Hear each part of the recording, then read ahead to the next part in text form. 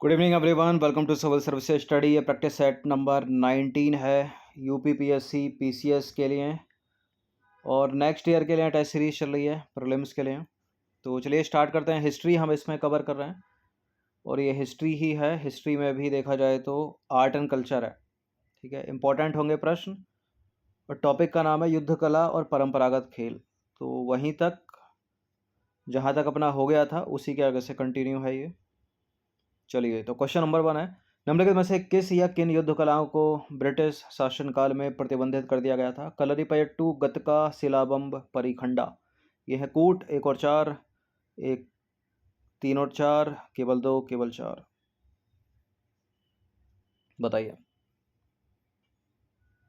ये युद्ध कला है। युद्ध कला क्या होती है? युद्ध कला एक तरह से सक्षम बनाती है, ठीक है, सेल्फ डिफेंस की पावर देती है सामने वाले का विरोध करने के लिए, जो गलत है, ठीक है। इसी के चलते इनको जो है प्रतिबंधित किया गया था कालांतर में अंग्रेजी सरकार के द्वारा या ब्रिटिश शासनकाल में। और किस किस को किया गया था? कलरीपयट्टू को किया गया था, शिलाबंब को किया गया था और साथ ही थांगटा को भी किया गया था।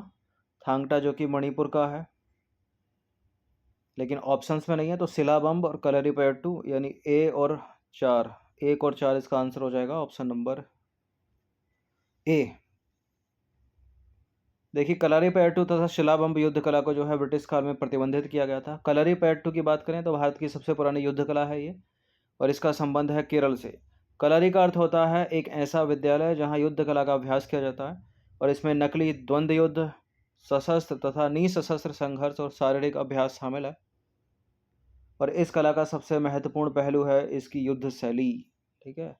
शिलाबंब की बात करें तो शिलाबंब लाठी चलाने की कला है जो तमिलनाडु की एक आधुनिक और वैज्ञानिक मार्शल आर्ट है। ऐसा माना जाता है कि यह कला मलेशिया पहुंची तथा यहाँ पर यह आत्मरक्षा की विधि के अलावा एक प्रसिद्ध खेल के रूप में परिणत हुई। और इस खेल की रचना का श्रेय जो है भगवान मुरुगन और ऋषि अगस्त्य को दिया जाता है। बात करें गतका की तो गतका जो है पंजाब से संबंधित है। इसमें हथियारों का कौशलपूर्ण उपयोग देखने को मिलता है, ठीक है। इसको आपने देखा भी होगा आसपास के जो गुरुद्वारे होते हैं। गुरु गोविंद सिंह या सिखों के किसी गुरु का जब जन्म दिवस होता है तो ये चीज़ वहाँ देखने को मिल सकती है। बाकी परिखंडा की बात करें तो परिखंडा राजपूतों के द्वारा सृजित बिहार के युद्ध कला का एक रूप है और वास्तव में यह युद्ध कला छऊ नृत्य का आधार है जिसमें इसके सभी तत्व जो है सम्मिलित होते हैं। क्वेश्चन नंबर 2 पर आ जाइए। इन 4 में से किसी एक की बात हो रही है, यानी उपरोक्त विशेषता निम्नलिखित में से किस युद्ध कला से संबंधित है? और विशेषताएं हैं ये। यह मणिपुर की प्राचीन युद्ध कला है। इसमें एक तलवार और ढाल का उपयोग करके युद्ध किया जाता है। अब इसमें संशोधन करके तलवार के स्थान पर एक मुलायम चर्म आवरण युक्त छड़ी और एक चर्म निर्मित ढाल का उपयोग किया जाने लगा है। पहले तलवार होता था, तलवार की जगह क्या है अब? एक मुलायम चर्म आवरण युक्त छड़ी और ढाल के स्थान पर चर्म निर्मित ढाल। कौन सी है ये? साओलिन, चेईबी, गदगा और इब्रुआई या कुट्टू बरिसाई। ये बात हो रही है चेईबी गदका, ठीक है, ऑप्शन नंबर बी। तो उपरोक्त विशेषताएं जो है मणिपुर की युद्ध कला चेईबी गदका से संबंधित है और यह खेल अपने कठिन नियमों के कारण प्रसिद्ध है। ये नंबर इस पर कॉल या व्हाट्सअप करके आप फुल टेस्ट सीरीज प्राप्त कर सकते हैं। यूपीपीसीएस की पेड टेलीग्राम ग्रुप से जुड़ सकते हैं। क्वेश्चन नंबर 3 पर आइए। निम्नलिखित युग्मों पर विचार करेंगे। यह है युद्ध कला और यह है राज्य। थोडा हिमाचल प्रदेश, मर्दानी खेल उत्तर प्रदेश, लाठी उत्तराखंड। उपरोक्त में से कौन कौन से सही सम्मिलित है? देखिए, यूपीएससी सिविल सेवा के लिए इंपॉर्टेंट टॉपिक है आर्ट एंड कल्चर का, ठीक है। 2 बार प्रश्न बने 2013 से। इसमें पीसीएस के लिए उतना इंपॉर्टेंट नहीं हो सकता, ना के बराबर प्रश्न बन सकता है इनमें से, लेकिन सिलेबस का पार्ट है इसलिए कवर करना पड़ेगा अपने को। थोड़ा जो है वो हिमाचल प्रदेश में है, ठीक है। मर्दानी खेल महाराष्ट्र का है और लाठी है पंजाब की। तो उत्तर प्रदेश और उत्तराखंड यहाँ लिखा है, तो 2 और 3 तो शुरू में हो नहीं सकता। इसमें केवल एक ही सही सम्मिलित है यहाँ पर।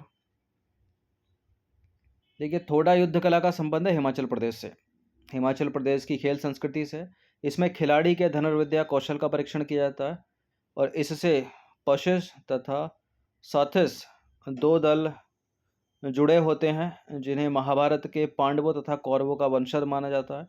मर्दानी खेल की बात करें तो महाराष्ट्र का एक पारंपरिक सशस्त्र मार्शल आर्ट है ये, और इसे भारतीय पाटा और विटा के उपयोग के लिए जो है जाना जाता है। ठीक है, भारतीय पाटा यानी तलवार, और विटा का मतलब है डोरीदार बर्छी। लाठी की बात करें तो लाठी देश की प्राचीन युद्ध कला है, आज भी पंजाब और बंगाल के गांवों में प्रचलित है। ठीक है, और सबसे लोकप्रिय है युद्ध कला के रूप में। कई मूवी में भी दिखाया है, इसमें बॉलीवुड की मूवी में इसको दिखाया है। अब आ जाइए क्वेश्चन नंबर 4 पर। निम्नलिखित कथनों पर विचार करेंगे। पहला कथन है, पैका अखाड़ा युद्ध कला का संबंध जो है वो उड़ीसा से है, और स्काई युद्ध कला जम्मू कश्मीर से संबंधित है, जिसमें तलवार तथा ढाल का प्रयोग किया जाता है। पैका अखाड़ा युद्ध कला है उड़ीसा की, सही है। स्काई जो है जम्मू कश्मीर की है। दोनों के दोनों करेक्ट हैं, सी है इसका आंसर। तो पैका अखाड़ा युद्ध कला है, उड़ीसा से संबंध है उसका, और यह नृत्य तथा संग्राम का एक संयोजित रूप है। इसका उपयोग पहले योद्धाओं द्वारा किया जाता था तथा अब इसका अभ्यास जो है प्रदर्शन कला के रूप में किया जाता है। तो करेक्ट है पहला वाला। स्काई की बात करें तो कश्मीर से संबंधित युद्ध कला है, इसमें तलवार और ढाल का उपयोग किया जाता है। तो दूसरा वाला भी करेक्ट है। क्वेश्चन नंबर 5 पर आ जाइए। यह प्राचीन निशस्त्र मार्शल आर्ट है, मतलब शस्त्र के बिना, जिसमें प्रतिद्वंदी की हत्या किए बिना उसके विरुद्ध विभिन्न उलझाव वाली पकड़ का उपयोग किया जाता है। उपरोक्त विशेषताएं निम्नलिखित में से किस भारतीय युद्ध कला से संबंधित है? मुष्टि युद्ध, कुट्टू बरिसाई, बंदेश या थोडा। थोडा जो कि हिमाचल प्रदेश की थी, लेकिन यहाँ उत्तर है बंदेश। ठीक है, ऑप्शन नंबर डी है इसका आंसर। तो उपयुक्त विशेषताएं जो है वनदेश युद्ध कला से संबंधित है, और इसकी उत्पत्ति जो है भारत में हुई थी तथा उत्तर तथा दक्षिण भारत में समान रूप से लोकप्रिय है। 2014 में यूपीएससी सिविल सेवा में कलरीपयट्टू से प्रश्न बन चुका है, और उसके बाद 16 में जो है थांगटा को लेकर, गतका को लेकर प्रश्न बन चुका है यूपीएससी में। नंबर 6 पर आ जाइए। निम्नलिखित युग्मों पर विचार करेंगे। ये है युद्ध कला, ये है राज्य। काथी सामू के सामने आंध्र प्रदेश लिखा है, मल्ल युद्ध के सामने कर्नाटक लिखा है। कौन सा इसमें सही सम्मिलित होगा? काथी सामू युद्ध कला आंध्र प्रदेश की सही है, मल्ल युद्ध कर्नाटक का सही है। तो दोनों के दोनों करेक्ट हैं, सी है इसका आंसर। देखिए, काथी सामू युद्ध कला का संबंध आंध्र प्रदेश से है, तो करेक्ट है पहला स्टेटमेंट। और इस कला में प्राचीन काल की राजसी सेना जो है प्रवीण थी। और मल्ल युद्ध का संबंध दक्षिण भारतीय राज्यों कर्नाटक से है, तमिलनाडु से है। नंबर 7 पर आ जाइए। इस युद्ध कला का उल्लेख संगम साहित्य में मिलता है। यह दक्षिण भारत सहित श्रीलंका तथा मलेशिया में भी लोकप्रिय है। इसमें कई पशु आधारित शैलियों का प्रयोग किया जाता है। उपरोक्त विशेषताएं निम्नलिखित में से किस भारतीय युद्ध कला से संबंधित है? 4 ऑप्शन सी हैं, कट्टू बरिसाई, काथी सामू, मुष्टि युद्ध और कलरीपयट्टू। कलरीपयट्टू तो हो नहीं सकता, ऊपर हमने देख लिया है। ठीक है, काथी सामू पे भी चर्चा हो गई है। इसका आंसर हो जाएगा ऑप्शन नंबर है कट्टी बरसाऊ, कट्टू बरिसाई। कट्टू बरिसाई का जो उल्लेख है वो संगम साहित्य में मिलता है, जिसका अर्थ है कि खाली हाथ से संग्राम, और यह परंपरा मुख्यतः दक्षिण भारत से संबंधित है। साथ ही यह श्रीलंका और मलेशिया में भी काफ़ी लोकप्रिय है। और इस काल में उपयोग की जाने वाली प्रमुख तकनीकों में दबोचना, प्रहार करना, उलझाना सम्मिलित है। और इसमें सांप, बाज, बाघ, हाथी, बंदर सहित कई अन्य पशु शैलियों का उपयोग जो है किया जाता है। ठीक है, एक गोरखा शैली बड़ी इंपॉर्टेंट थी ब्रिटिश काल में शिवाजी की।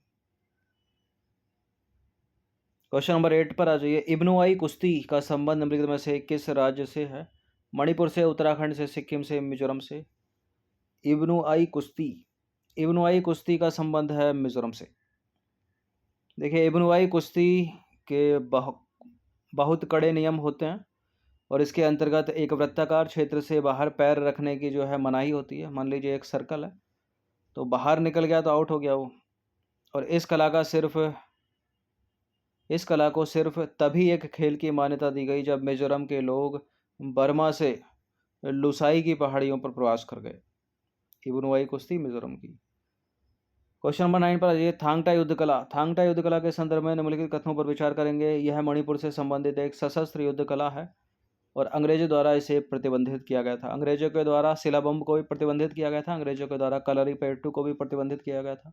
और ये दोनों के दोनों करेक्ट हैं, सी है इसका आंसर। यूपीएससी ने प्रश्न किया मैच करने को लेकर।